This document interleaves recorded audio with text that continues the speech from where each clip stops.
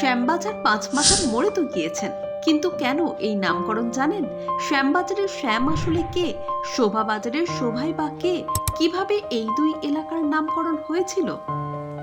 উত্তর কলকাতার যেখানে নেতাজি সুভাষচন্দ্র বসুর মূর্তি রয়েছে, সেই শ্যামবাজারে কলকাতার অন্যতম গুরুত্বপূর্ণ মোড়। উত্তর কলকাতার সব পথই শ্যামবাজারে গিয়ে মিশেছে। উত্তর কলকাতার শহর হয়ে ওঠার অনেক আগেই শ্যামবাজার অঞ্চলে জনবসতির পত্তন শুরু হয়। শোনা যায় শোভারাম বসাক নামে এক ব্যবসায়ী সেই সময় বিপুল ধনসম্পদের অধিকারী হয়ে উঠেছিলেন, আর তাই তার নামে শোভাবাজার অঞ্চলের নামকরণ। সেই শোভারামের বাড়ির আরাধ্যা দেবতার নাম শ্যাম রায়, আর সেই শ্যাম রায়ের নামে শ্যামবাজার এবং শ্যামপুকুরের নামকরণ করা হয়।